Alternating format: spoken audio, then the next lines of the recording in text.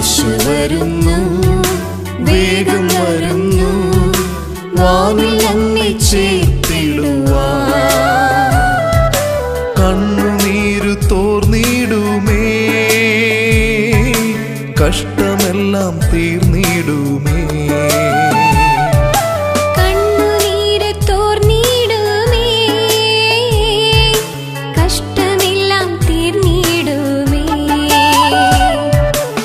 Brethren ലൈവിലൂടെ ലോകത്തിന്റെ വിവിധ ഭാഗങ്ങളിലായി എന്നെ ശ്രദ്ധിക്കുന്ന എല്ലാ ബഹുമാന്യ സഹോദരി സഹോദരന്മാർക്കും യേശു ക്രിസ്തുവിന്റെ നിസ്തുല്യമായ നാമത്തിൽ എനിക്കുള്ള സ്നേഹ വന്ദനങ്ങൾ പ്രാരംഭമായി ഞാൻ പ്രകാശിപ്പിക്കുന്നു. ദൈവഹിതമായാൽ ബ്രദറൻ ലൈവിലൂടെ ദർശനം എന്നുള്ള ഒരു വിഷയത്തിന്റെ അടിസ്ഥാനത്തിൽ ദൈവത്തെക്കുറിച്ചുള്ള ശരിയായ ദർശനം, സ്വയദർശനം, ആത്മീകന്റെ സപ്ത ഗുണദർശനം എന്നിങ്ങനെ 3 ക്ലാസ്സുകളാണ് നാം പഠിക്കുവാൻ ദൈവസേനയിൽ ആഗ്രഹിക്കുന്നത്. ആ ബന്ധത്തിൽ ആദ്യമായി ഇന്ന് നമ്മൾ പഠിക്കുവാൻ ആഗ്രഹിക്കുന്നത് യെശയ്യാ പ്രവാചകന്റെ പുസ്തകം 6-ാം അധ്യായത്തിന്റെ 1 മുതൽ 9 വരെയുള്ള വാക്യങ്ങളെ അടിസ്ഥാനമാക്കിയുള്ള പാഠഭാഗമാണ്. യെശയ്യാ പ്രവാചകന്റെ പുസ്തകം 6-ാം അധ്യായം ആരംഭിക്കുന്നത് ഉസിയാവ് മരിച്ച ആണ്ടിൽ യഹോവ ഉയർന്നും പൊങ്ങിയുമുള്ള സിംഹാസനിൽ ആരൂഢനായിരിക്കുന്നത് ഞാൻ കണ്ടു എന്ന് പറഞ്ഞാണ് യെശയ്യാ പ്രവാചകൻ തന്റെ പ്രവാചക ശുശ്രൂഷ അവിടെ സമാരംഭിക്കുന്നത്. ഇതിനു മുമ്പ് തന്നെ യെശയ്യാ പ്രവാചകൻ തന്റെ പ്രവാചക ശുശ്രൂഷ ആരംഭിച്ചിരുന്നു എങ്കിലും ഉസിയാവ് എന്ന് പറയുന്ന രാജാവിന്റെ തിരോധനത്തിന് ശേഷം അതുവരെ തനിക്ക് ഉണ്ടാകാതിരുന്ന മഹത്വരമായ ഒരു ദർശനത്തിന്റെ വാലിയിലേക്ക് പ്രവാചകൻ നടത്തപ്പെടുകയും അത്യന്തം ഉന്നതമായ നിലയിൽ ഉയർന്നും പൊങ്ങിയുമുള്ള സിംഹാസനത്തിൽ ആരൂഢനായിരുന്ന ദൈവത്തെക്കുറിച്ചുള്ള ഒരു ദർശനം തനിക്ക് ഉണ്ടാവുകയും ചെയ്തു. ഈ ബന്ധത്തിൽ 4 കാര്യങ്ങളാണ് ഇന്ന് നാം ചിന്തിക്കുവാൻ ദൈവസേനയിൽ ആഗ്രഹിക്കുന്നത്. 1, ദൈവത്തെ കാണേണ്ടതുപോലെ കാണുവാനുള്ള ദർശനം. 2, ദൈവത്തിന്റെ പ്രത്യേകമായ ദർശനത്തിന്റെ അടിസ്ഥാനത്തിൽ സ്വയത്തെക്കുറിച്ചുള്ള ദർശനം. 3, സ്വയദർശനത്തിന്റെ അടിസ്ഥാനത്തിൽ തന്റെ വ്യക്തിഗതമായിരിക്കുന്ന ജീവിതത്തിന്റെ പ്രശ്ന പരിഹാരത്തിനായിട്ടുള്ള യാഗപീഠത്തിന്റെ ദർശനം. 4, നശിച്ചു പോകുന്ന ആത്മാക്കളെ കുറിച്ചുള്ള ദർശനം. ഈ 4 പ്രവിശ്യകളാണ് നാം ഇപ്പോൾ ചിന്തിക്കുവാൻ ദൈവസേനയിൽ ആഗ്രഹിക്കുന്നത്. ചില ചില്ലറ പ്രശ്നങ്ങൾ ഒഴിവാക്കി വെച്ചാൽ ഇസ്രായേലിനെ ഭരിച്ച മറ്റുള്ള പല രാജാക്കന്മാരിൽ വെച്ചും നല്ല ഒരു രാജാവായിരുന്നു ഉസിയാവ്. എന്നാൽ അല്പമായ അനുസരണക്കേടൊക്കെ ദൈവസേനയിൽ കാണിച്ച് കർത്താവിൽ നിന്ന് ശിക്ഷ ഏറ്റുവാങ്ങേണ്ടി വന്നു എന്നുള്ളത് ഒഴിവാക്കിയാൽ ബാക്കി കാര്യങ്ങളൊക്കെ അദ്ദേഹത്തെ സംബന്ധിച്ച് വലിയ തകരാറില്ലാത്ത ഒരു ജീവിതമാണ് ഉള്ളത്. ഇങ്ങനെ ഇരിക്കെ ഉസിയ രാജാവ് മരിച്ചു. ഉസിയ രാജാവ് മരിച്ചപ്പോൾ ഇസ്രായേൽ ജനം ഒരു വലിയ പ്രശ്നത്തിലായി. അതായത് കഴിഞ്ഞ ഏറിയ നാളുകളായി ആ ജനത്തെ നടത്തിക്കൊണ്ടിരുന്ന അവരുടെ രാഷ്ട്രീയ നേതാവായിരുന്ന രാജാവിന്റെ തിരോധനം ആ ജനത്തിൽ വലിയ ശൂന്യത വരുത്തുകയും അവർ വല്ലാത്ത ഒരു പ്രശ്നത്തിൽ അകപ്പെടുകയും ചെയ്തു. അങ്ങനെ ഇസ്രായേൽ ജാതി ഒരു വല്ലാത്ത പ്രശ്നത്തിൽ അകപ്പെട്ട് അവര് വിഷമവൃത്തത്തിലായിരിക്കുന്ന ഈ സമയത്താണ് രാജാവിന്റെ തിരോധനത്തിന് അതീതമായി ഉയർന്നും പൊങ്ങിയുമുള്ള സിംഹാസനത്തിൽ ആരൂഢനായിരിക്കുന്ന യഹോവയായ ദൈവത്തെക്കുറിച്ചുള്ള മഹത്തായ ദർശനം പ്രവാചകന് ഉണ്ടാകുന്നത്. ഇന്ന് ഞാൻ വാസ്തവത്തിൽ ദൈവസേനയിൽ ചോദിക്കുവാൻ ആഗ്രഹിക്കുന്ന ഒരു വിഷയം, നമ്മളൊക്കെ വാസ്തവത്തിൽ നമ്മുടെ ജീവിതത്തിൽ പ്രശ്നങ്ങളെ കണ്ട് ഭയപ്പെടുന്ന ആളുകളാണ്.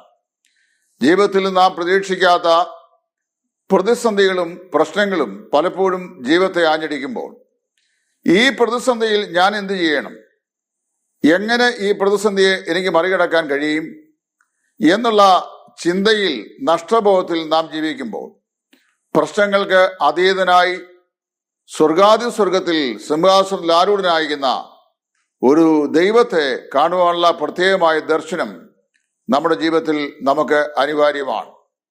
ഉസിയാവ് മരിച്ചു മാറ്റപ്പെട്ടു എന്നുള്ളത് ശരിയാണെങ്കിലും ഉസിയ രാജാവിനേക്കാൾ ശ്രേഷ്ഠനായ സർവശക്തനായ ദൈവത്തെക്കുറിച്ചുള്ള ദർശനം വാസ്തവത്തിൽ പ്രവാചകന് ഉണ്ടാകുകയാണ്. രാജാവ് മരിച്ചു മാറ്റപ്പെട്ടു, എന്നാൽ ഇസ്രായേലിന്റെ ദൈവം എന്നേക്കും ജീവിക്കുന്നവനായി സ്വർഗത്തിൽ വസിക്കുന്നു. ഉസിയ രാജാവ് കുഷ്ഠരോഗിയായി മരിച്ചു, എന്നാൽ മരണത്തെ ഒരിക്കലും കാണുവാൻ കഴിയാത്ത നിത്യനായ ദൈവം സ്വർഗത്തിൽ രാജാതിരാജാവായി ജീവിക്കുന്നു. സ്വർഗീയ സിംഹാസനത്തിൽ അവനെ പ്രവാചകൻ ദർശിക്കുന്നു. നാം ഈ പാഠഭാഗം പഠിക്കുമ്പോൾ വളരെ വ്യക്തതയോടെ പഠിക്കേണ്ട 2-3 കാര്യങ്ങൾ ഈ ബന്ധത്തിൽ ഞാൻ ഓർപ്പിക്കുകയാണ്. ഒന്ന്, ജീവിതത്തിന്റെ പ്രശ്നങ്ങൾ ഇല്ലാത്ത ആളുകളില്ല. പല വിശ്വാസികൾക്കും ഒരു തെറ്റിദ്ധാരണ തങ്ങളുടെ ജീവിതത്തിൽ ഉണ്ടാകാറുണ്ട്. കർത്താവായ യേശുവിനെ രക്ഷിതാവും കർത്താവുമായി കൈക്കൊണ്ട് ഒരാത്മീയ ജീവിതത്തിന്റെ അനുഗ്രഹീതമായ പടവിലേക്ക് ജീവിതം പ്രതിഷ്ഠിക്കുകയും പ്രവേശിക്കുകയും ചെയ്താൽ അതോടുകൂടെ ജീവിതത്തിന്റെ പ്രശ്നങ്ങൾ പര്യവസാനിച്ചു എന്ന് തെറ്റായി ചിന്തിക്കുന്ന ആളുകളാണ് വിശ്വാസ സമൂഹം. വാസ്തവത്തിൽ ഞാനൊരു വസ്തുത പറയട്ടെ. കർത്താവായ യേശുവിനെ രക്ഷിതാവായി സ്വീകരിക്കുമ്പോൾ നമ്മുടെ പാപത്തിന്റെ ശിക്ഷയ്ക്കുള്ള പ്രശ്ന പരിഹാരം ഉണ്ടാകുന്നു എന്നുള്ളത് ശരിയാണ്. എന്നാൽ നമ്മുടെ ക്രിസ്തീയ ജീവിതം പുതിയ പ്രശ്നങ്ങളുടെ പടവുകളിലേക്ക് പ്രവേശിക്കുകയാണ്. പ്രശ്നങ്ങളില്ലാത്ത ഏക സ്ഥലം എൻ്റെ അന്വേഷണം ഞാൻ കണ്ടിട്ടുള്ളത് ശ്മശാനം മാത്രമാണ്. അവിടെ മരിച്ചവരൊക്കെ നിദ്രയിൽ ആയിരിക്കുന്നു. ആർക്കും ആരോടും ഒരു പ്രശ്നവുമില്ല. ജീവിച്ചിരിക്കുമ്പോൾ പ്രശ്നമുണ്ടായിരുന്ന ആളുകളും അവിടെ സ്വസ്ഥതയിൽ നിദ്ര കൊള്ളുകയാണ്. മറ്റുള്ള എല്ലാ സ്ഥലങ്ങളിലും മനുഷ്യന് ജീവിതത്തിൽ വ്യത്യസ്തങ്ങളായ പ്രശ്നങ്ങളുണ്ട്. ആ പ്രശ്നങ്ങളെ നാം ഏത് നിലയിൽ വീക്ഷിക്കുന്നു എന്നുള്ളതാണ് വാസ്തവത്തിൽ നമ്മുടെ ദർശനം ഏത് നിലയിലായിരിക്കുന്നു എന്നുള്ളത് തീരുമാനിക്കുന്നത്. ഇവിടെ 3 കാര്യങ്ങൾ ഞാൻ ഓർപ്പിക്കാൻ ആഗ്രഹിക്കുകയാണ്. നമ്മുടെ പ്രശ്നങ്ങളെ നമുക്ക് പദ്ധതികളാക്കി മാറ്റുവാനായി സാധിക്കണം. Turn your problems into project. പ്രശ്നങ്ങളെ പദ്ധതികളാക്കുന്നതിന് പകരം പദ്ധതികളെ പ്രശ്നങ്ങളാക്കുന്ന ഒരു സമൂഹത്തിന് മടുവിലാണ് ഞാൻ നിങ്ങൾ ജീവിക്കുന്നത്. എന്താണ് ഈ പ്രശ്നങ്ങളെ പദ്ധതികളാക്കുക എന്ന് പറഞ്ഞു കഴിഞ്ഞാൽ, ഞാനൊരു സംഭവം ഓർക്കുന്നു. വേർപെട്ട ദൈവജനത്തിന്റെ മധ്യേ ജീവിച്ചിരുന്ന പ്രശസ്തനായ ഒരു ദൈവദാസൻ. 1-ാം ലോകമഹായുദ്ധം കൊടുമ്പിരി കൊണ്ട് നമ്മുടെ നാട്ടിൽ കഠിനമായ ക്ഷാമം അരങ്ങേറുന്നൊരു കാലഘട്ടത്തിൽ 2 ദൈവദാസന്മാരായ ആളുകൾ, അവര് 2 പേര് ഇപ്പോൾ നിത്യതയിലാണ്. അവര് അങ്കമാലി, പറവൂര് മുതലായ സ്ഥലങ്ങളിൽ ഭവനങ്ങൾ സന്ദർശിച്ച് കർത്താവിന്റെ സുവിശേഷം പങ്കിടുവാനായി സമയം കണ്ടെത്തുക സാധാരണമായിരുന്നു. ഈ 2 ദൈവദാസന്മാരായ ആളുകൾ അന്ന് ഭവനങ്ങളിൽ കയറിയിറങ്ങി കർത്താവിനെ കുറിച്ച് പറഞ്ഞ് ഇങ്ങനെ മുൻപോട്ട് പോകുമ്പോൾ 2 സഹോദരിമാർ മാത്രം ഉള്ള ഒരു സാധാരണ ഭവനത്തിൽ അവർ എത്തപ്പെട്ടു. അവർ അവിടെ ഇരുന്നു. അവരോട് സുവിശേഷം പറഞ്ഞു. സുവിശേഷം പറഞ്ഞ കർത്താവായ യേശുവിനെ രക്ഷിതാവും കർത്താവുമായി സ്വീകരിച്ചു. പ്രാർത്ഥിച്ച് അവിടുന്ന് ഇറങ്ങാൻ സമയത്ത് ആ സഹോദരന്മാരിൽ ഒരാൾ പറഞ്ഞു, ദൈവദാസന്മാർ അല്പസമയം കൂടെ ഇവിടെ ഇരിക്കണം. അപ്പൊ അവർ ചോദിച്ചു, എന്തിനാണ്? ഒരു ഗ്ലാസ് വെള്ളം കുടിച്ചിട്ടേ പോകാവൂ. അവർ വേഗത്തിൽ കാപ്പി തയ്യാറാക്കി. കാപ്പി കൊണ്ടുവന്ന കൂട്ടത്തില് 2 പേർക്കും ഈ 2 കോഴിമുട്ട കൂടെ പുഴുങ്ങിയത് കൊണ്ടുവന്നു. അങ്ങനെ ഈ കോഴിമുട്ട കൊണ്ടുവന്ന സമയത്ത് ഈ 2 ദൈവദാസന്മാരിൽ ഒരാള് വളരെ ഗൗരവ സ്വഭാവമുള്ള ആളായിരുന്നെങ്കിൽ അല്പം തമാശയൊക്കെ പറയുന്ന ആളായിരുന്നു. കർത്താവിന്റെ ദാസൻ ബഹുമാനപ്പെട്ട VT മത്തായി അവരുകൾ. അദ്ദേഹം ചോദിച്ചു, നാട് മുഴുവൻ കൊടും ക്ഷാമത്തിലകപ്പെട്ട് ബജറായും തിനയും ചോളവും ഒക്കെ ഭക്ഷിക്കുന്ന ഈ നാളുകളിൽ നിങ്ങൾക്ക് എവിടെ നിന്നാണ് ഈ കോഴിമുട്ട ഭക്ഷിപ്പാനായിട്ട് ലഭിച്ചത് എന്ന് അദ്ദേഹം ചോദിച്ചു. അപ്പൊ ഈ സഹോദരിമാര് ഒരു മറുപടി പറഞ്ഞു, വളരെ രസകരമായൊരു മറുപടി. ഞങ്ങൾക്കിവിടെ ബജറ കോഴിമുട്ടയാക്കുന്ന ഒരു സാങ്കേതിക വിദ്യയുണ്ട്. അവർക്ക് അല്പം കൂടെ ഇതിനെക്കുറിച്ച് അറിയാൻ ആഗ്രഹമുണ്ടായി. അവർ ചോദിച്ചു, ബജറ കോഴിമുട്ടയാക്കുന്ന പദ്ധതിയോ? അതെന്താണ്? അവർ പറഞ്ഞു, വളരെ സിമ്പിളായ ഒരു പദ്ധതിയാണ്, ഞങ്ങൾ അങ്ങനെയാണ് അതിവിടെ ഉപയോഗിക്കുന്നത്. അതെന്താന്ന് ചോദിച്ചപ്പോൾ ആ സഹോദരിമാർ പറഞ്ഞു, ഞങ്ങൾ ബജറ വാങ്ങി ഉരലിട്ട് ഇടിച്ച് പൊടിച്ച് കോഴിക്ക് കൊടുക്കും. കോഴി അത് തിന്നിട്ട് മുട്ടയിടും. ഞങ്ങൾ മുട്ട പുഴുങ്ങി തിന്നും. അതാണ് ബജറ കോഴിമുട്ടയാക്കുന്ന സാങ്കേതിക വിദ്യ എന്ന് പറയുന്നത്. വളരെ സിംപ്ലസ്റ്റ് ആയൊരു ടെക്നോളജി. ഇതിനെയാണ് വാസ്തവത്തിൽ turning your problems into project എന്ന് പറയുന്നത്. ആത്മീയ ജീവിതത്തിൽ പലപ്പോഴും നമുക്ക് പ്രശ്നങ്ങൾ ഉണ്ടാകാറുണ്ട്. ഈ പ്രശ്നങ്ങൾ കണ്ട് നാം ഭയപ്പെടുകയല്ല. ഇസ്രായേൽ രാജാവായ ഉസിയാവ് മരിച്ചു മാറ്റപ്പെട്ടു എന്നുള്ളതിൽ നിസ്സംഗതരായി നാം തീരുകയല്ല, മറിച്ച് പ്രശ്നങ്ങൾക്ക് അതീതമായി സ്വർഗത്തിൽ വാണരുളുന്ന ദൈവത്തെ കാണുവാനും ദൈവത്തിൽ ആശ്രയിക്കുവാനും ഒരു ദൈവത്തിന് സാധിക്കുന്നു എന്നുള്ളത് തൻ്റെ ജീവിതത്തിന്റെ പ്രശ്നങ്ങളെ പദ്ധതികളാക്കി മാറ്റുവാൻ അവനെ സഹായിക്കുന്ന ഘടകമാണ്. രണ്ടാമത്തെ ചിന്ത ഈ ബന്ധത്തിൽ വരുന്നത് turn your tragedies into triumph. നിങ്ങളുടെ ജീവിതത്തിന്റെ പരാജയങ്ങളെ നിങ്ങൾ വിജയങ്ങളാക്കി മാറ്റുക. പ്രശ്നങ്ങളെ പദ്ധതികളാക്കി മാറ്റുക, പരാജയങ്ങളെ വിജയങ്ങളാക്കി മാറ്റുക. ഇത് പറയുമ്പോൾ നിരവധി ദൃഷ്ടാന്തങ്ങൾ തിരുവനന്തപുരത്ത് പറയുവാൻ ആഗ്രഹമുണ്ടെങ്കിലും സമയപരിമിതിക്കുള്ളിൽ ഈ വിഷയം അവതരിപ്പിക്കേണ്ടത് അനിവാര്യമാകിയാൽ മുമ്പോട്ട് പോകുവാൻ നിർവാഹമില്ല. പരാജയങ്ങളെ വിജയ സോപാനിലെത്തിച്ച നിരവധി ദൈവദാസന്മാരുടെ ജീവചരിത്ര സംക്ഷേപം വിശുദ്ധ വേദപുസ്തകത്തിൽ പരിശുദ്ധാത്മാവ് രേഖപ്പെടുത്തിയിട്ടുണ്ട്. ഇത് പഠിക്കുന്നത് എന്തിനാണെന്ന് ചോദിച്ചു കഴിഞ്ഞാൽ, ജീവിതത്തിന്റെ പ്രശ്ന മേഖലകളെ അഭിമുഖീകരിക്കേണ്ടി വരേണ്ട വിശ്വാസികൾ എപ്രകാരമാണ് അവരുടെ ജീവിതത്തിന്റെ പ്രശ്നങ്ങളെയും പരാജയങ്ങളെയും വിജയമാക്കി പരിവർത്തനപ്പെടുത്തുന്നത് എന്ന് മനസ്സിലാക്കുവാൻ വേണ്ടിയാണ്. നമുക്കെല്ലാവർക്കും അറിയാവുന്ന ലോകപ്രശസ്തനായ ഒരു ശാസ്ത്രജ്ഞനാണ് സർ തോമസ് അൽവ എഡിസൺ. അദ്ദേഹമാണ് വാസ്തവത്തിൽ ഇൻകാൻഡീസന്റ് ബൾബ് കണ്ടുപിടിച്ച മനുഷ്യൻ. അതായത് ടങ്സ്റ്റൺ എന്ന് പറയുന്ന ഒരു ലോക കമ്പിയിലൂടെ ഇലക്ട്രിസിറ്റി കടത്തിവിട്ട് അത് പ്രകാശിക്കുന്നതായി കണ്ടു കഴിഞ്ഞപ്പോൾ അന്ധകാരാവൃതമായിരിക്കുന്ന ഈ ലോകത്തിന് പ്രകാശം ചൊരിയുവാൻ കഴിയുന്ന ഒരു സാങ്കേതിക വിദ്യയ്ക്ക് സർ തോമസ് അൽവ എഡിസൺ അദ്ദേഹം രൂപകൽപ്പന നൽകി. അമേരിക്കയിലെ ടൈംസ് ഓഫ് ന്യൂയോർക്ക് അടുത്ത ദിവസം ഒരു വാർത്ത പ്രസിദ്ധപ്പെടുത്തി. അതായത് ഇരുട്ടിലേക്ക് വസിക്കുന്ന മനുഷ്യന് വെളിച്ചത്തിന്റെ നൂതന സന്ദേശവുമായി സർ തോമസ് അൽവ എഡിസൺ എന്നായിരുന്നു ഹെഡിങ്. ഈ വാർത്ത അമേരിക്ക മുഴുവൻ പ്രസിദ്ധമായി കഴിഞ്ഞപ്പോൾ അദ്ദേഹത്തെ ആദരിക്കുന്ന ഒരു ചടങ്ങ് നടക്കുകയുണ്ടായി. അനേക യുവ ശാസ്ത്രജ്ഞന്മാരും ആ ചടങ്ങിൽ പങ്കെടുത്തു. എന്നാൽ പത്രവാർത്ത വന്ന ഈ സർ തോമസ് അൽവ എഡിസന്റെ ഈ നൂതനമായ സാങ്കേതിക വിദ്യയെ യുവ സയന്റിസ്റ്റുകൾ പല ആളുകളും അംഗീകരിക്കുവാൻ തയ്യാറായില്ല. അവർ ചോദിച്ചു, ഇതാണോ വലിയ കണ്ടുപിടുത്തം എന്ന് പറയുന്നത്? അദ്ദേഹം 3000 പ്രാവശ്യം ഈ കണ്ടുപിടുത്തത്തിൽ പരീക്ഷണ നിരീക്ഷണങ്ങൾ ചെയ്യുകയുണ്ടായി. 3000 പ്രാവശ്യം അദ്ദേഹം പരീക്ഷണങ്ങൾ നടത്തിയതിൽ 2999 പ്രാവശ്യവും അദ്ദേഹത്തിന്റെ പരീക്ഷണങ്ങൾ തോറ്റുപോയി. ഒരു പ്രാവശ്യം മാത്രമാണ് അദ്ദേഹം പരീക്ഷണത്തിൽ ജയിച്ചത്. ഇതിനെ നമുക്കെങ്ങനെ വലിയൊരു സാങ്കേതിക നേട്ടമായി വിശദമാക്കുവാൻ കഴിയും എന്നായിരുന്നു അവരുടെ സന്ദേഹം. എന്നാൽ ഈ അവരുടെ ആക്ഷേപത്തെ സർ തോമസ് അൽവ എഡിസൺ പ്രതികരിച്ചത് എങ്ങനെയാണ് നിങ്ങൾ മനസ്സിലാക്കണം. അദ്ദേഹം പറഞ്ഞു, ഇവർ പറഞ്ഞത് ശരിയാണ്, ഞാൻ 2999 പ്രാവശ്യം തോറ്റു എന്ന് പറഞ്ഞത് അവര് പറഞ്ഞത് ശരിയാണ്, ഞാൻ നിരാകരിക്കുന്നില്ല. പക്ഷേ 2999 different ways I learned how this experiment will not work out. അതായത് 2999 വിവിധ പരീക്ഷണങ്ങളിലൂടെ ഈ ലോകക്കമ്പി എങ്ങനെ കത്തുകയില്ല, പ്രകാശിക്കുകയില്ല എന്ന് ഞാൻ കണ്ടുപിടിച്ചു. ഒടുവിലായി 3000ാമത്തെ പ്രാവശ്യം ഇതെങ്ങനെ കത്തും എന്ന് ഞാൻ കണ്ടുപിടിച്ചു. അദ്ദേഹം പറഞ്ഞു, ഓൾ സക്സസ്, എല്ലാം വിജയനം.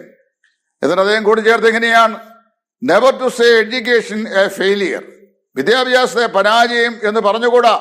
2999 വിവിധ വശങ്ങളിൽ ഈ ലോകത്തകടിൽ കൂടി ഇലക്ട്രിസിറ്റി പാസ് ചെയ്യിച്ചാൽ അത് പ്രകാശിക്കുകയില്ല എന്ന് ഞാൻ കണ്ടുപിടിച്ചിരിക്കുന്നു എന്നാണ് അദ്ദേഹം പ്രതികരിച്ചത്. ഈ രീതിയാണ് വാസ്തവത്തിൽ turning your tragedies into triumph, അതായത് ജീവിതത്തിന്റെ പരാജയങ്ങളെ വിജയമാക്കി മാറ്റുക എന്ന് പറയുന്ന തത്വം പ്രായോഗികമാക്കുന്നത്. മൂന്നാമതായി നമ്മൾ മനസ്സിലാക്കേണ്ടത് turn your worst into the best, അതായത് ജീവിതത്തിലെ ഏറ്റവും മോശപ്പെട്ട സാഹചര്യങ്ങളെ ഏറ്റവും മെച്ചമായ സാഹചര്യങ്ങളായി ഉപയോഗിക്കുക. ധന്യനായ പൗലോസ്ലീഹ സുവിശേഷ നിമിത്തം ബന്ധനസ്ഥനായി അദ്ദേഹം ഫിലിപ്പിയിൽ കാരാഗ്രഹത്തിൽ കിടക്കുകയാണ്. കാരാഗ്രഹത്തിൽ കിടക്കുന്നതുകൊണ്ടാണ് അദ്ദേഹം ഈ ലേഖനമൊക്കെ സഹോദരന്മാർക്ക് എഴുതുന്നത്. കാരാഗ്രഹത്തിൽ കിടക്കുമ്പോൾ അദ്ദേഹം പറയുകയാണ്, എനിക്ക് ഭവിച്ചത് സുവിശേഷത്തിന്റെ അഭിവൃദ്ധിക്ക് കാരണമായി എന്ന് ഞാൻ മനസ്സിലാക്കുന്നു.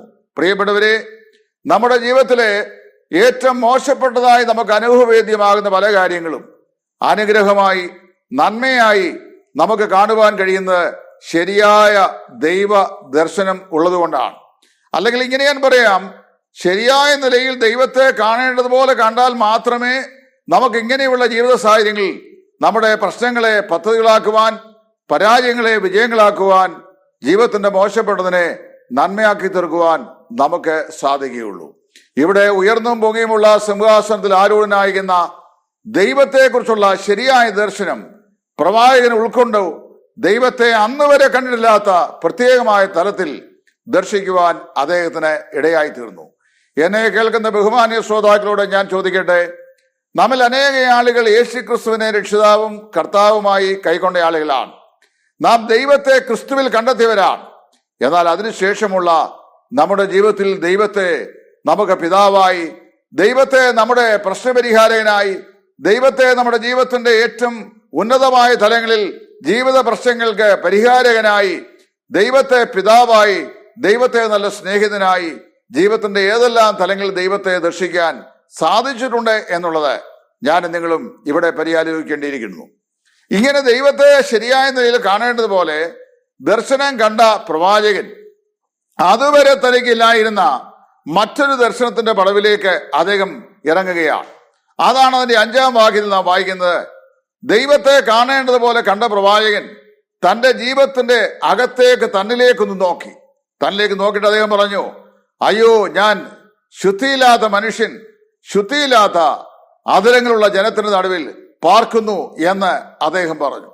യെശയ്യാ പ്രവാചകന്റെ പുസ്തകം 5-ാം അധ്യായം നമ്മൾ പഠിക്കുമ്പോൾ 5-ാം അധ്യായത്തിൽ അദ്ദേഹം താൻ ഒഴികെ മറ്റുള്ള എല്ലാ ആളുകൾക്കും അയ്യോ കഷ്ടം എന്ന് ആവർത്തിച്ച് 6 പ്രാവശ്യം പറഞ്ഞിരുന്ന പ്രസ്താവനകൾ 5-ാം അധ്യായത്തിൽ നമുക്ക് കാണുവാൻ കഴിയുന്നുണ്ട്. ആത്മീയ ലോകത്ത് ജീവിക്കുന്ന ആളുകൾ വാസ്തവത്തിൽ മനസ്സിലാക്കേണ്ട ഒരു തത്വമാണ് ഇവിടെ ദൈവാത്മാവ് നമ്മെ അനുസ്മരിപ്പിക്കുന്നത്. അതായത്, നാം പ്രസംഗിക്കുമ്പോൾ, നാം പഠിക്കുമ്പോൾ, നാം പഠിപ്പിക്കുമ്പോൾ, നാം ചിന്തിക്കുമ്പോൾ, നാം ആത്മീയ പ്രവിശ്യകളിൽ പ്രവേശിക്കുമ്പോൾ നാം ഒഴികെ മറ്റുള്ള എല്ലാ ആളുകൾക്കും കുറവുകളുള്ളവരാണെന്നും നാം നമ്മിൽ തന്നെ പൂർണ്ണനാണെന്നും ഉള്ളൊരു ധാരണയിലാണ് പല ആളുകളും, സുവിശേഷകന്മാരും മൂപ്പന്മാരും വിശ്വാസികളും ഒക്കെ പലപ്പോഴും ഇടപെടുകയും പ്രതികരിക്കുകയും ചെയ്യുന്നത്. അതിന്റെ ദൃഷ്ടാന്തമാണ് ഈ 5-ാം അധ്യായം. അദ്ദേഹം പറയുന്നു, അയ്യോ കഷ്ടം ആർക്ക്? മറ്റുള്ള വിവിധ തലങ്ങളിൽപ്പെട്ട ആളുകൾക്ക്. എന്നാൽ ദൈവത്തെക്കുറിച്ചുള്ള ശരിയായ ദർശനം ഉൾക്കൊണ്ട് ദൈവത്തെ നാം എങ്ങനെ ദർശിക്കണമെന്ന് ദൈവം ആഗ്രഹിക്കുന്നുവോ ആ ദർശന തലത്തോളം ചെന്ന് ദൈവത്തെ അദ്ദേഹം ദർശിച്ചു കഴിഞ്ഞപ്പോൾ ആ ദിവ്യമായ ദർശനം തന്റെ ജീവിതത്തിന്റെ സ്വയദർശനത്തിലേക്ക് വഴിവെച്ചു. നാം വായിക്കുന്നു, തന്റെ അന്തരാത്മാവിലേക്ക് ഇവിടെ പ്രവാചകൻ ഒന്ന് എത്തി നോക്കിയിട്ട് അദ്ദേഹം പറയുകയാണ്, എനിക്ക് അയ്യോ കഷ്ടം, ഞാൻ ശുദ്ധിയില്ലാത്ത മനുഷ്യൻ, ശുദ്ധിയില്ലാത്ത അധരങ്ങളുള്ള ജനത്തിന്റെ നടുവിൽ പാർക്കുന്നു എന്ന് പറയുന്നു. റോമാലേഖനം അതിന്റെ 7-ാം അധ്യായം നാം പഠിക്കുമ്പോൾ റോമാലേഖനം 7-ാം അധ്യായത്തിൽ ആത്മീയ പ്രിൻസിപ്പിൾ അപ്പോസ്തലനായ പൗലോസ് പറഞ്ഞിട്ടുണ്ട്. ആ പ്രിൻസിപ്പിൾ ഇതാണ്.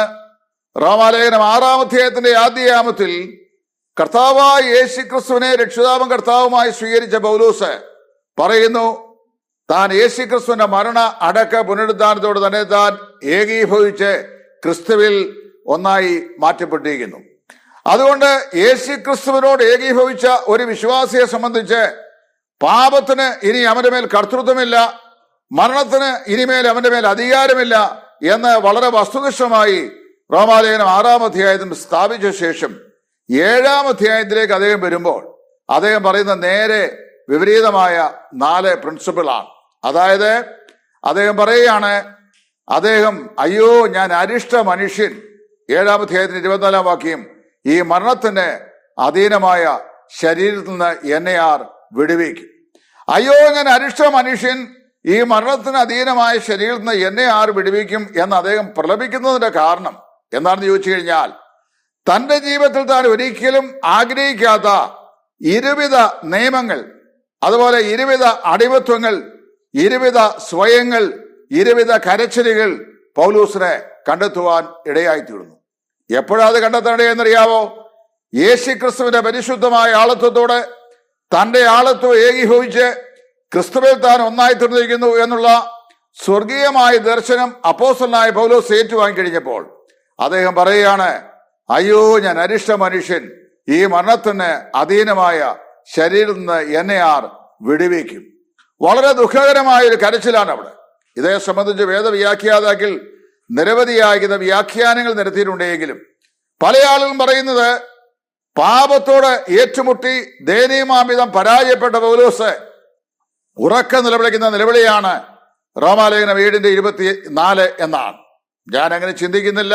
കാരണം അദ്ദേഹം വാസ്തവമായും വീണ്ടും ജന്മം പ്രാപിച്ച, വാസ്തവമായും ദൈവഹിതത്തിന് തന്നെ താൻ ഏൽപ്പിച്ചു കൊടുത്ത, കർത്താവിന്റെ ആലോചനയ്ക്ക് വിധേയപ്പെടുന്ന, ദൈവത്തിന്റെ പരിശുദ്ധാത്മാവിന്റെ സ്വൈരവിഹാരം ചെയ്യാൻ കഴിയുന്ന ജീവിതത്തിന്റെ ഉടമസ്ഥനായിരുന്നു അപ്പോസ്തലനായ പൗലോസ്.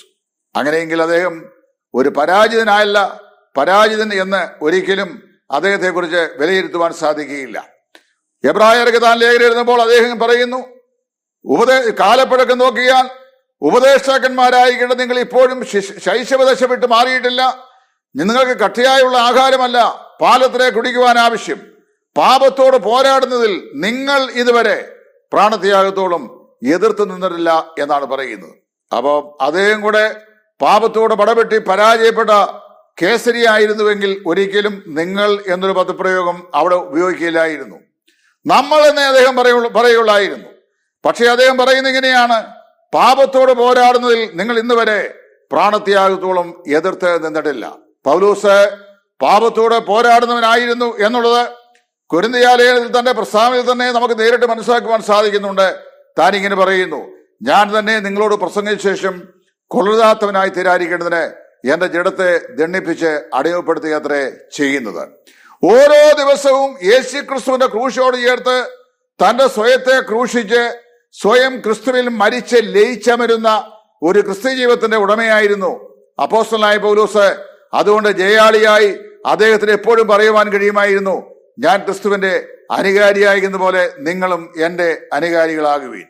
ഇവിടെ ഞാൻ പറഞ്ഞു വരുന്ന ഒരു സാരം ഇതാണ്, ഉയർന്നും പൊങ്ങിയുമുള്ള സിംഹാസനത്തിൽ ആരൂഢനായിരിക്കുന്ന വലിയവനായ ദൈവത്തെക്കുറിച്ചുള്ള ശരിയായ ദർശനത്തിന്റെ ഉന്നതികളിലേക്ക് ദൈവാത്മാവിനാൽ പ്രവാചകൻ നടത്തപ്പെട്ടപ്പോൾ തന്റെ അന്തരാത്മാവിലേക്ക് ആഴ്ന്ന് ഇറങ്ങി തന്റെ സ്വയത്തിന്റെ പരാജയങ്ങളെ ശരിയായി വിലയിരുത്തുവാൻ അപ്പോസ്തലനായ പൗലോസിനെ യെശയ്യാ പ്രവാചകന് സാധിച്ചു എന്നാണ് നമുക്ക് മനസ്സിലാക്കുവാൻ സാധിക്കുന്നത്. അതുകൊണ്ടാണ് അദ്ദേഹം പറഞ്ഞത്, അയ്യോ ഞാന് ശുദ്ധിയില്ലാത്ത മനുഷ്യൻ, ശുദ്ധിയില്ലാത്ത ജനത്തിന്റെ നടുവിൽ പാർക്കുന്നുവല്ലോ എന്ന് പറഞ്ഞു. ഇതേ പ്രിൻസിപ്പിൾ റോമാലേഖനം 7-ാം അധ്യായത്തിൽ നമുക്ക് കാണുവാൻ കഴിയും. അത് പൗലോസ് പറയുകയാണ്, നന്മ ചെയ്യുവാൻ ഞാൻ ആഗ്രഹിക്കുന്നു, എങ്കിലും ഇച്ഛിക്കാത്ത തിന്മ ഞാൻ ചെയ്യുന്നു. 2 ഞാൻ എന്ന് പറയുന്ന പദപ്രയോഗം അവിടെ പറഞ്ഞിട്ടുണ്ട്. അതിലൊന്ന് നന്മ ചെയ്യുവാൻ ആഗ്രഹിക്കുന്ന ഞാൻ, 2 ഇച്ഛിക്കാത്ത തിന്മ പ്രവർത്തിച്ചു പോകുന്ന ഞാൻ. 2 അങ്ങനെ ഞാൻ എന്ത് ചെയ്യുന്നു, ജഡം കൊണ്ട് പാപത്തിന്റെ പ്രമാണത്തെയും ആത്മാവ് കൊണ്ട് ദൈവത്തിന്റെ പ്രമാണത്തെയും സേവിക്കുന്നു. അപ്പൊ 2 പ്രമാണം, 1 പാപത്തിന്റെ പ്രമാണം, 2 ദൈവത്തിന്റെ പ്രമാണം. 3-ാമത് പറയാണ്, I am a slave to sin and slave to Christ. അതായത് ഞാൻ യേശു ക്രിസ്തുവിനും അതേ സമയത്ത് പാപത്തിനും ദാസനായി ഇതാ ആയിത്തീർന്നിരിക്കുന്നു. പിന്നീട് അദ്ദേഹം പറയുകയാണ്, അയ്യോ ഞാൻ അരിഷ്ട മനുഷ്യൻ, ഈ മരണത്തിന് അധീനമായ ശരീരത്തിൽ നിന്ന് എന്നെ ആർ വിടുവിക്കും. അതിന് മറുപടി താൻ തന്നെ പറയുകയാണ്, കർത്താവായ യേശു ക്രിസ്തു മുഖാന്തരം ഞാൻ ദൈവത്തിന് സ്തോത്രം ചെയ്യുന്നു. അതായത് പറഞ്ഞത്, 2 ego, 2 laws, 2 slaveries and then 2 Christ. ഇതാണ് റോമാലേഖനം 7-ാം അധ്യായത്തിൽ നമുക്ക് വായിക്കുവാൻ സാധിക്കുന്നത്. യെശയ്യാ പ്രവാചകൻ പറയുന്നു, എനിക്ക് അയ്യോ കഷ്ടം, ഞാൻ ശുദ്ധിയില്ലാത്ത മനുഷ്യൻ, ശുദ്ധിയില്ലാത്ത ആദരങ്ങളുള്ള ജനത്തിന്റെ നടുവിൽ ഞാൻ പാർക്കുന്നുവല്ലോ എന്ന് പറഞ്ഞു. അവിടെയാണ് 2-ാമത്തെ ദർശനം ഞാൻ പറഞ്ഞത്. 1 ദൈവത്തെ കാണേണ്ടതുപോലെ കാണുവാനുള്ള ദർശനം. 2 ആ ദർശനത്തിന്റെ അടിസ്ഥാനത്തിൽ തന്റെ സ്വയത്തെ കാണാനുള്ള സ്വയദർശനം. ഇങ്ങനെ സ്വയത്തെ കണ്ട് തന്റെ ജീവിതത്തിന്റെ പരാജയങ്ങളെ ഗ്രഹിച്ച് അയ്യോ ഞാൻ അരിഷ്ട മനുഷ്യൻ എന്ന് പറഞ്ഞ പൗലോസിനെ പോലെ അയ്യോ ഞാൻ അശുദ്ധാദരമുള്ള മനുഷ്യൻ എന്ന് പറഞ്ഞു നിൽക്കുന്ന ഈ യെശയ്യാവിന്റെ അടുക്കിലേക്ക് അടുത്തായി നാം വായിക്കുന്നത് സിറാഫികൾ ഒരുവൻ, അതായത് അവിടെ നാം വായിക്കുന്നു സിറാഫികൾ ഓരോരുത്തരും 6 ചിറകുള്ളവരായി, 2 കൊണ്ട് മുഖം മൂടി, 2 കൊണ്ട് പാദം മൂടി, 2 കൊണ്ട് പറന്ന് സൈന്യങ്ങളുടെ ദൈവമായ യഹോവ പരിശുദ്ധൻ പരിശുദ്ധൻ പരിശുദ്ധൻ എന്ന് പറഞ്ഞ് അവനെ ആരാധിക്കുന്ന മഹത്വമായ സ്വർഗീയ ആരാധനയുടെ ദർശനമായിരുന്നു യെശയ്യാവ് അവിടെ വീക്ഷിച്ചത്. ഈ സ്വയദർശനമുണ്ടായി തന്റെ ജീവിതത്തിന്റെ അപരാധങ്ങളെ കുറിച്ച് ആഴമേറിയ അവബോധമുള്ളവനായി നിൽക്കുന്ന ഈ പ്രവാചകന്റെ അടുക്കിലേക്ക് സിറാഫിൽ ഒരുവൻ ഒരു കൊടിൽ കയ്യിൽ പിടിച്ചുകൊണ്ട് പറന്നു എന്ന് യാഗപീഠത്തിൽ ചെന്ന് യാഗപീഠത്തിൽ നിന്ന് കത്തിയെരിയുന്ന ഒരു കനൽക്കട്ട ആ കൊടിൽ കൊണ്ടുവന്ന് പ്രവാചകന്റെ അതിരത്തെ തൊട്ടിട്ട് പറയുകയാണ്, ഈ തീക്കട്ട ഇപ്പോൾ നിന്റെ അതിരത്തെ തൊട്ടിരിക്കയാൽ നിന്റെ അശുദ്ധി നീങ്ങി നിനക്ക് ശുദ്ധി വന്നിരിക്കുന്നു എന്ന് പ്രസ്താവിക്കുന്നു. ഈ ദർശനത്തെ വാസ്തവത്തില് യാഗപീഠത്തിന്റെ ദർശനം എന്നാണ് പറയുന്നത്. എന്താണ് ഈ യാഗപീഠം? അവിടെ യെശയ്യാവ് കണ്ട ഈ യാഗപീഠം, അതായത് പാപത്തിന്റെ പരിഹാരത്തിന് വേണ്ടി കഴുത്തിറക്കപ്പെട്ട യാഗമൃഗത്തിന്റെ തോലുരിച്ച് അതിനെ കണ്ണാങ്കണ്ണമായി നുറുക്കി യാഗപീഠത്തിന്മേൽ വെച്ച് തീക്കട്ടമേൽ വെച്ച് അത് എരിഞ്ഞമരുകയാണ്. അങ്ങനെ കണ്ണങ്കണ്ണമായി നുറുക്കപ്പെട്ട മൃഗത്തിന്റെ ഉടൽ കത്തിയമർന്ന ചാമ്പലായി മാറ്റപ്പെടുന്ന ഈ യാഗപീഠം നമ്മുടെ പാപത്തിന്റെ പരിഹാരത്തിനായി നമുക്കായി ഗോൽഗോഥായുടെ ഉന്നതികളിൽ ഉയർത്തപ്പെട്ട നമ്മുടെ കർത്താവായ യേശു ക്രിസ്തുവിന്റെ ക്രൂശാകുന്ന യാഗപീഠമാണ്.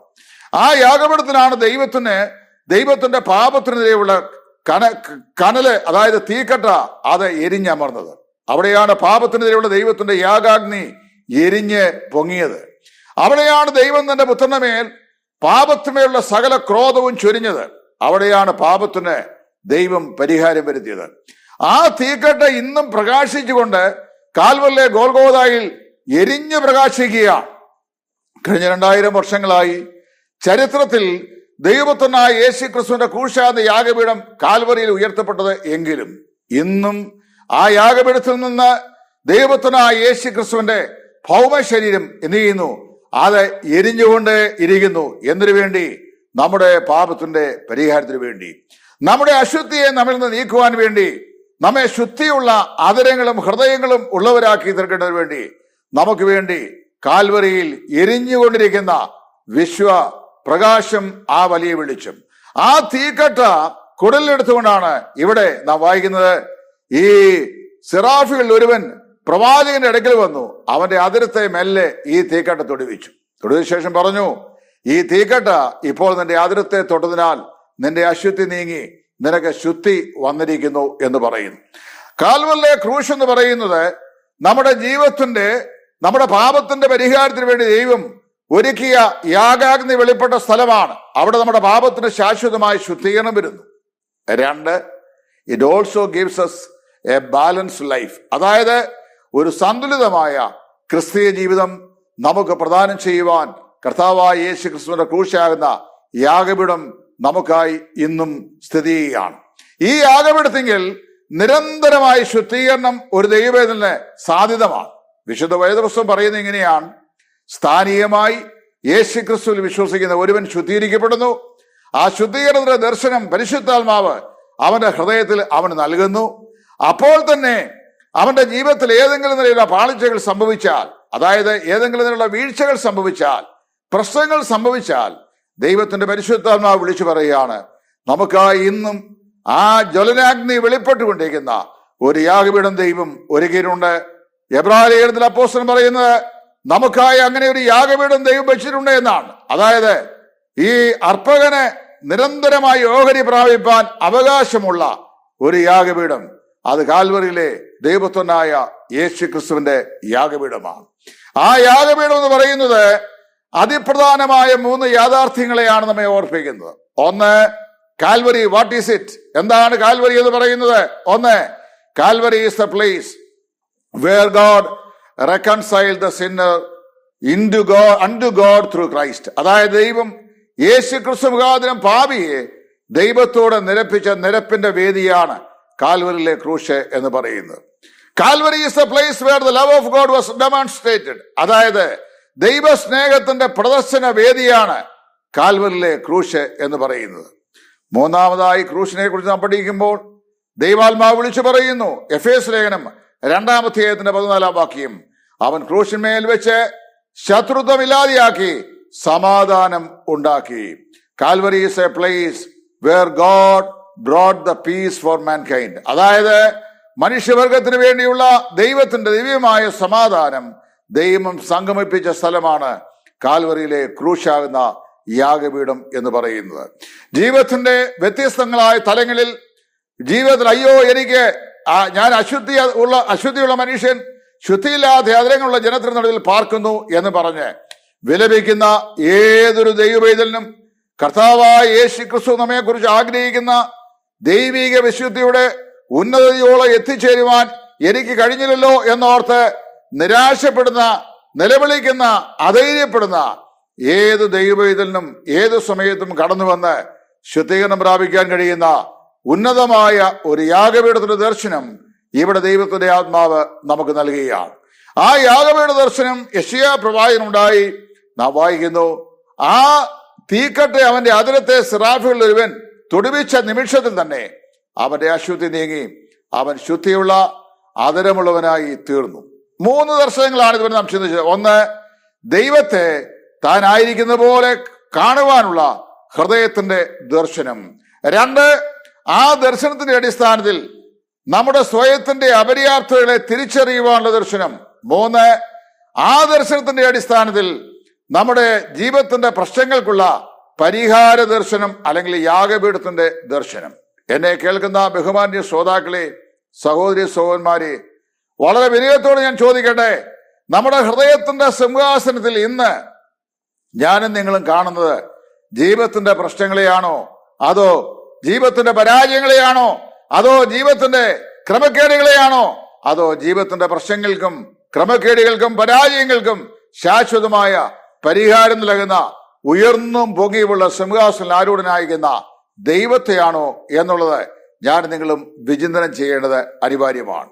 ഇങ്ങനെ ദൈവത്തെക്കുറിച്ചുള്ള ശരിയായ ദർശനം പ്രാപിച്ച് സ്വയദർശനത്തിന്റെ തേലേറി തന്റെ ജീവിതത്തിന്റെ പരാജയങ്ങളെയും ക്രമക്കേടുകളെയും ശരിയായി മനസ്സിലാക്കി എനിക്ക് അയ്യോ കഷ്ടമെന്ന് പറഞ്ഞ് ആർത്ത് നിലവിളിച്ച പ്രവാചകൻ തന്റെ പ്രശ്നത്തിന്റെ പരിഹാര ദർശനമായ യാഗപീഠത്തിന്റെ ദർശനത്തിൽ കൂടെ പ്രവേശിച്ച് ശുദ്ധീകരണം പ്രാപിച്ചു നിൽക്കുമ്പോൾ അതിന്റെ 7-ാം വാക്യത്തിൽ ഒരു ശബ്ദം പ്രവാചകൻ കേട്ടു. അതവിടെ രേഖപ്പെടുത്തിയിട്ടുണ്ട്. അനന്തരം ഞാൻ ആരെ അയക്കേണ്ടു, ആർ എനിക്ക് വേണ്ടി പോകും എന്ന് എന്നോട് ചോദിക്കുന്ന ഒരു ശബ്ദം കേട്ടു. അപ്പോൾ പ്രവാചകൻ പറയുകയാണ്, ഞാൻ കർത്താവേ അടിയനിതാ, അടിയനെ അയക്കണമേ എന്ന് പറഞ്ഞു എന്നാണ് വായിക്കുന്നത്. അപ്പോൾ നാം വായിക്കുന്നത് ദൈവത്തെ കാണേണ്ടതുപോലെ കാണുവാനുള്ള ദർശനമുണ്ടായി, സ്വയദർശനമുണ്ടായി, സ്വയജീവിതത്തിന്റെ പരാജയത്തിലുള്ള പരിഹാര ദർശനമുണ്ടായി നിൽക്കുന്ന പ്രവാചകനാണ് 4-മതായുള്ള ദർശനമുണ്ടായത്. അതായത് നശിച്ചു പോകുന്ന ആത്മാക്കളെ കുറിച്ചുള്ള ദർശനം. ഈ ദർശനം ഉണ്ടാകണമെങ്കിൽ എന്ത് ചെയ്യണമെന്നറിയാമോ? ദൈവത്തെ ഉയർന്നും പൊങ്ങിയുമുള്ള സിംഹാസനത്തിൽ കാണുകയും പാപിയായിരിക്കുന്ന ഏറ്റവും ഭയാനകമായ അഗാധതയെക്കുറിച്ചുള്ള ദർശനം ഹൃദയത്തിൽ ഉണ്ടാവുകയും ചെയ്യുമ്പോഴാണ് സുവിശേഷ ദർശനം നമ്മുടെ ഹൃദയങ്ങളിൽ നമുക്കുണ്ടാകുന്നത്. ആ ദർശനത്തിന്റെ ഉപജ്ഞാതാവായ സാക്ഷാൽ ദൈവം അവനോട് ചോദിക്കുകയാണ്, അനന്തരം യഹോവ എന്നോട് ഞാൻ ആരെ അയക്കേണ്ടു, ആർ നമുക്ക് വേണ്ടി പോകും എന്ന് ചോദിക്കുന്ന ശബ്ദം. പ്രവാചകൻ റെസ്പോണ്ട് ചെയ്തു. താൻ പറഞ്ഞു, അടിയനിതാ, അടിയനെ അയക്കണമേ എന്ന് പറഞ്ഞു. ഞാൻ വളരെ ദീർഘിപ്പിക്കുവാൻ ആഗ്രഹിക്കുന്നില്ല. യോഹന്നാന്റെ സുവിശേഷത്തിൽ നമ്മുടെ വാഴ്ത്തപ്പെട്ട കർത്താവായ യേശു ക്രിസ്തു ഇപ്രകാരം പറഞ്ഞു, ആമേൻ ആമേൻ ഞാൻ നിങ്ങളോട് പറയുന്നു, ഗോതമ്പ് മണി നിലത്ത് വീണ് ചാകുന്നില്ല എങ്കിൽ അത് തനിയെയിരിക്കും, ചത്തുവെങ്കിലോ വളരെ ഫലം കായ്ക്കും. എന്താ ഇതിന്റെ പ്രവർത്തന തത്വം എന്ന് ചോദിച്ചാൽ അതേറ്റവും ശ്രേഷ്ഠവും അതേറ്റവും ആഴവുമാണ്. ഗോതമ്പ് മണി അത് തനിയെ അങ്ങനെ ഇരുന്നാൽ അതിൽ നിന്ന് ജീവൻ ഉത്പാദിതമാകുകയില്ല. അതിനെ നിലത്ത് വിതയ്ക്കുന്നു, നില ഉഴുതു മറിച്ച് കളകൾ നീക്കി മണ്ണ് പൊടിച്ച് ആ നിലത്തെ മണ്ണിൽ ഈ ഗോതമ്പ് മണി ഇടുന്നു. ആ ഗോതമ്പ് മണി നിലത്തെ മണ്ണിൽ അത് മറഞ്ഞ് 3, 4, 5 ദിവസങ്ങൾ കിടക്കുന്നു. പകൽ സമയത്തെ വെയിലേൽക്കുന്നു, രാത്രിയിലെ കുളിർമയുള്ള മഞ്ഞിന്റെ കണികകൾ അത് ഏറ്റുവാങ്ങുന്നു. 4-5 ദിവസം ആ മണ്ണിന്റെ അടിയിൽ ആരാലും കാണപ്പെടാതെ, ആരാലും അറിയപ്പെടാതെ, ആരാലും ആദരിക്കപ്പെടാതെ ആ മണ്ണിന്റെ അടിയിൽ നിശബ്ദനായി കിടക്കുന്ന ഈ ഗോതമ്പ് മണി 4-5 ദിവസം കഴിയുമ്പോൾ ഒരു ദിവസത്തിന്റെ പുത്തൻ പുലരിയിൽ നാം വായിക്കുന്നത് ഒരു പുതിയ മുകുളം അതിൽ നിന്ന് മുളച്ചിട്ട് ഒരു പുതിയ ചെടിയായി അതിൽ നിന്ന് ഉയർന്നു പൊങ്ങി വരുന്നു. നമ്മൾ അതിന്റെ അടുത്ത് ചെന്ന് നോക്കിക്കഴിഞ്ഞാൽ നിലത്ത് വിതച്ച ആ ഗോതമ്പ് അതിന്റെ ആദ്യത്തെ ഇതളുകളുടെ ആ ഇത് അതിൽ നിന്ന് വിട്ടുപോകാതെ അതിന്റെ മുകളിൽ അതിങ്ങനെ ഉയർന്ന് ഇരിക്കുന്ന കാണാം. പയർമണിയായാലും ഗോതമ്പണിയായാലും നെൽവിത്തായാലും നിലത്ത് വിതയ്ക്കുന്ന ഏത് വിത്തായാലും ഈ പ്രോസസ് നമുക്ക് കാണുവാനായിട്ട് സാധിക്കും. ആ ഗോതമ്പണിയിൽ നിന്ന് താഴേക്ക് പൊട്ടിപ്പുറപ്പെടുന്ന ഒരു തായ് വേര്, അതിന്റെ അറ്റത്ത് 2 ഇതളുകൾ, ആ ഇതളുകളുടെ പുറത്ത് ശവമായി മാറിയ അതിന്റെ പഴയ ഗോതമ്പ് തണി. നമ്മുടെ കർത്താവ് പറഞ്ഞ ആശയം ഇതാണ്: ഗോതമ്പണി, നിനക്ക് ചില ദിവസങ്ങൾ ഈ മണ്ണിന്റെ അടിയിൽ ആരും കാണാതെ, ആരും അറിയാതെ, ആരാലും ആദരിക്കപ്പെടാതെ, ആരുടെയും കണ്ണിൽ പെടാതെ, ആരും ശ്രദ്ധിക്കാതെ നിനക്ക് കിടപ്പാൻ മനസ്സുണ്ടോ? നിനക്ക് ഈ മണ്ണിന്റെ അടിയിൽ കിടന്ന് പകലിലെ വെയിൽ മുഴുവൻ ഏൽക്കുവാൻ മനസ്സുണ്ടോ? രാത്രിയിലെ ശീതകണങ്ങൾ നിന്റെ ശരീരത്തിന്മേൽ ഏറ്റുവാങ്ങുവാൻ നിനക്ക് മനസ്സുണ്ടോ? അങ്ങനെ നിനക്ക് മനസ്സുണ്ടെങ്കിൽ എന്തോ സംഭവിക്കുമെന്നാണ് ആ കർത്താവ് പറഞ്ഞറിയാമോ? നിന്നിൽ നിന്ന് ഒരു ജീവമുള പൊട്ടിപ്പുറപ്പെടും. ആ ജീവമുള പൊട്ടിപ്പുറപ്പെട്ടിട്ട് നിന്റെ പിതൃശരീരം ഒരു മൃതശരീരമായി മാറും. ഒന്നാമത്തെ മനുഷ്യൻ എന്നേക്കുമായി നിന്ന് മരിക്കും.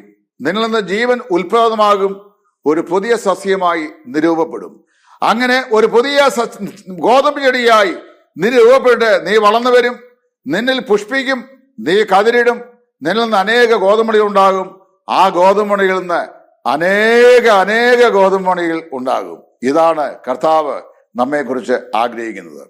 ദൈവസേനയിൽ ശുദ്ധീകരണം പ്രാപിച്ചു നിൽക്കുന്ന ഈ പ്രവാചകന്റെ ഹൃദയാന്തർഭാഗത്തുണ്ടായ ആ സ്വർഗീയ ദർശനം അവന്റെ ഹൃദയത്തിന്റെ കണ്ണുകൾ തുറന്ന് അവൻ സ്വർഗത്തിലേക്ക് നോക്കിയപ്പോൾ അവന്റെ അന്തരാത്മാവിലെ കാതുകളും തുറക്കപ്പെട്ടു, ദൈവശബ്ദത്തിനായി തുറക്കപ്പെട്ടു. ആ ശബ്ദം അവനോട് ചോദിച്ചു, ഞാൻ ആരെ അയക്കേണ്ടു?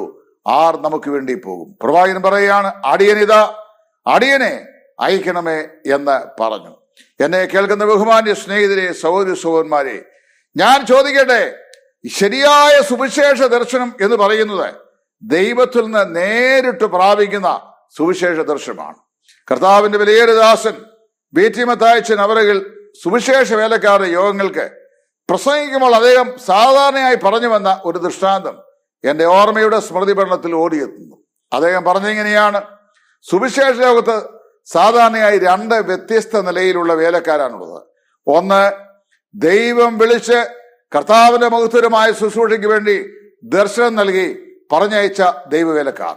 2, ദൈവത്തെ വിളിച്ച് കർത്താവിന്റെ വേലയ്ക്ക് വേണ്ടി വേർതിരിഞ്ഞ വേലക്കാരായ ആളുകൾ. ഇതിൽ ആദ്യത്തെ കൂട്ടരെ കുറിച്ചാണ് പ്രവാചകനായ യെശയ്യാവ് ഇവിടെ പ്രസ്താവിക്കുന്നത്. അതായത്, അടിയനിതാ, യഹോവേ അടിയനിതാ, അടിയനെ അയക്കണമേ എന്ന് ദൈവദർശനം നേരിൽ കണ്ട് കർത്താവിന്റെ സന്നദ്ധിയിൽ തന്റെ ശരീരാത്മദേഹികളെ സമർപ്പിച്ചേൽപ്പിച്ച് കർത്താവിന്റെ മഹത്വരമായ ശുശ്രൂഷയ്ക്ക് വേണ്ടി മൺമറഞ്ഞിരിപ്പാൻ, ആരാലും ആദരിക്കപ്പെടാതെയും അവഗണിക്കപ്പെട്ടും പകലത്തെ വെയിലും രാത്രിയിലെ ശൈത്യവും ഏറ്റുവാങ്ങിയും സുവിശേഷത്തിന് വേണ്ടി അത്യന്തം പോരാട്ടം കഴിക്കുവാൻ സമർപ്പിക്കപ്പെടുന്ന ദർശനത്തിന്റെ ആ ഉടമസ്ഥനായ വ്യക്തി. പ്രിയപ്പെട്ടവരെ, 4 ആത്യന്തികമായ ദർശനത്തെ കുറിച്ചാണ് നാം ഇതുവരെയും ചിന്തിച്ചത്. 1, ദൈവത്തെ കാണേണ്ടതുപോലെ ഉയർന്നും പൊങ്ങിയുമുള്ള സിംഹാസനത്തിൽ ദർശിക്കുവാനുള്ള സ്വർഗീയ ദർശനം. 2, ആ സ്വർഗീയ ദർശനത്തിന്റെ അടിസ്ഥാനത്തിൽ തന്റെ ജീവിതത്തിന്റെ പരാജയങ്ങളെ മനസ്സിലാക്കുവാനുള്ള സ്വയദർശനം. 3, ജീവിതത്തിന്റെ പരാജയങ്ങളെ പരിഹരിക്കാനുള്ള ദൈവത്തിന്റെ യാഗപീഠത്തിന്റെ ദർശനം, ശുദ്ധീകരണ ദർശനം. 4, നശിച്ചു പോകുന്ന ആത്മാക്കളെ കുറിച്ചുള്ള സ്വർഗീയ ദർശനം. ഈ ദർശനം എന്റെയും നിങ്ങളുടെയും ജീവിതത്തിൽ പ്രാപിക്കുമ്പോഴാണ് കർത്താവിന് വേണ്ടി പ്രയോജനപ്പെടുന്ന അനുഗ്രഹിക്കപ്പെട്ട പാത്രങ്ങളായി, ഉപകരണങ്ങളായി നമുക്ക് ഉപയോഗപ്പെടുവാൻ ഇടയാകുന്നത്. ഞാൻ എന്റെ വാക്കിലൂടെ ഇപ്പോൾ അവസാനിപ്പിക്കുമ്പോൾ ഒരു കാര്യം ഞാൻ ആത്മാർത്ഥമായി ചോദിക്കട്ടെ: ഈ സ്വർഗീയ ദർശനം, ഉയർന്നും പൊങ്ങിയുമുള്ള സിംഹാസനം ആരൂഢനായിരിക്കുന്ന ദൈവത്തെക്കുറിച്ചുള്ള ദർശനം നിങ്ങളുടെ ഹൃദയത്തിൽ നിങ്ങൾക്ക് ദർശിപ്പാൻ സാധിക്കുന്നുണ്ടോ? നിങ്ങളുടെ ഹൃദയത്തിൽ ഇന്ന് ആരാണ് നിങ്ങളുടെ ഹൃദയത്തിന്റെ സിംഹാസനം ആരൂഢനായിരിക്കുന്നത്? ജീവിതത്തിന്റെ പ്രശ്നങ്ങളോ, ചുറ്റുപാടുകളെ കുറിച്ചുള്ള ഭീതിയോ, അതോ മറ്റ് നിരാശപ്പെട്ട നിരവധി വിഷയങ്ങളോ, അതോ നിങ്ങളുടെ ജീവിതത്തിന്റെ സകല പ്രശ്നങ്ങൾക്കും പരിഹാരകനായ സർവശക്തനായ ദൈവമോ, തേജസ്സേറിയ ദൈവമോ നിങ്ങളുടെ ഹൃദയത്തിന്റെ സിംഹാസനത്തിൽ? നിങ്ങൾ നിങ്ങളെ തന്നെ ചിന്തിക്കൂ. കർത്താവിനെ കുറിച്ചുള്ള ദർശനം നിങ്ങൾ പ്രാപിക്കൂ. ആ ദർശനത്തിന്റെ അടിസ്ഥാനത്തിൽ സ്വയം ജീവിതത്തെ വിലയിരുത്തൂ. ജീവിതത്തെ വിലയിരുത്തുന്ന അടിസ്ഥാനത്തിൽ നിരന്തരമായി കർത്താവിന്റെ ശുദ്ധീകരണം പ്രാപിക്കൂ. അതിനാൽ നിങ്ങൾ എന്ത് ചെയ്യുക? കർത്താവിന്റെ ശുശ്രൂഷയ്ക്കായി, അതായത് ആത്മാക്കളെ ആദായപ്പെടുന്ന ശുശ്രൂഷയ്ക്കായി നിങ്ങൾ ഉപയോഗപ്പെടുന്നവരായി തീരൂ. കർത്താവിന്റെ സന്നിധിയിൽ നിങ്ങളുടെ ജീവിതങ്ങളെ ദൈവത്തിനായി സമർപ്പിക്കൂ. ദൈവം അതിനായി നമ്മേവരെയും സഹായിക്കട്ടെ എന്ന് ആത്മാർത്ഥമായി പ്രാർത്ഥിച്ചുകൊണ്ട്, നിങ്ങൾക്കെല്ലാവർക്കും ക്രിസ്തുയേശുവിന്റെ നന്ദിയെ പ്രകാശിപ്പിച്ചുകൊണ്ട്, ദൈവത്തെക്കുറിച്ചുള്ള പ്രത്യേകമായ ദർശനം എന്ന ഈ പ്രഭാഷണം ഇവിടെ ഞാൻ പര്യവസാനിപ്പിക്കുന്നു. ദൈവം എല്ലാവരെയും അനുഗ്രഹിക്കട്ടെ. കർത്താവിന്റെ നാമം എന്നേക്കും മഹത്വപ്പെടുമാറാകട്ടെ. സ്നേഹവാനായ ഞങ്ങളുടെ ദൈവമേ, ഞങ്ങളുടെ സ്വർഗീയ പിതാവേ, ഞങ്ങൾക്കെന്ന ഈ അനുഗ്രഹിക്കപ്പെട്ട സമയത്തിനായിട്ട് സ്തോത്രം. അവിടുത്തെ വിലയേറിയ പുത്രനും ഞങ്ങളുടെ രക്ഷിതാവുമായ യേശു ക്രിസ്തുവിന്റെ വലിയ കൃപകളെ ധ്യാനിക്കുവാൻ ഞങ്ങൾക്കിടയാക്കിയതിനായി ഞങ്ങൾ നിന്നെ സ്തുതിക്കുന്നു. യെശയ്യാ പ്രവാചകന്റെ പുസ്തകം 6-ാം അധ്യായത്തിൽ നിന്ന് ഞങ്ങൾക്ക് പഠിക്കുവാൻ ഇടയാക്കിയ ആ ഉന്നതമായ ദൈവിക ദർശനത്തിനായി തിരുനാമത്തിന് സ്തോത്രം. ഈ മെസ്സേജ് കേൾക്കുന്ന എല്ലാ ഹൃദയങ്ങളോടും ദൈവത്തിന്റെ പരിശുദ്ധാത്മാവ് ഏർപ്പെടുകയും ഞങ്ങളുടെ ഹൃദയത്തിന്റെ ഉന്നതമായ സിംഹാസനത്തിൽ ഉപവിഷ്ടനായിരിക്കുന്ന ദൈവത്തെക്കുറിച്ചുള്ള ശ്രേഷ്ഠമേറിയ ദർശനം ഞങ്ങൾ പ്രാപിച്ച്, സ്വയം ശുദ്ധീകരണം പ്രാപിച്ച്, ദൈവത്തിന്റെ യാഗപീഠത്തെക്കുറിച്ചുള്ള ദർശനം പ്രാപിച്ച്, നശിച്ചു പോകുന്ന ആത്മാക്കളെ കുറിച്ചുള്ള ആത്മഭാരമുള്ളവരായി, സ്വർഗീയ ദർശനമുള്ളവരായി കർത്താവിന് വേണ്ടി നിലനിൽക്കുവാൻ ഞങ്ങളെ സഹായിക്കണമേ. ഞങ്ങൾക്കായി ജീവനെ തന്ന കർത്താവ് രക്ഷിതാവുമായ യേശു ക്രിസ്തുവിന്റെ അതിപരിശുദ്ധമായ നാമത്തിൽ പ്രാർത്ഥിക്കുന്നു. ദയവുണ്ടായി കേൾക്കുമാറാകണമേ. ആമേൻ.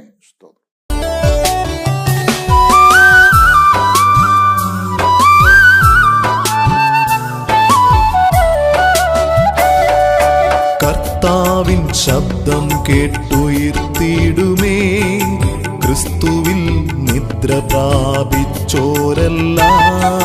കർത്താവിൻ ശബ്ദം കേട്ടുയർത്തിയിടുമേ, ക്രിസ്തുവിൽ നിദ്ര പ്രാപിച്ചോരെല്ലാം.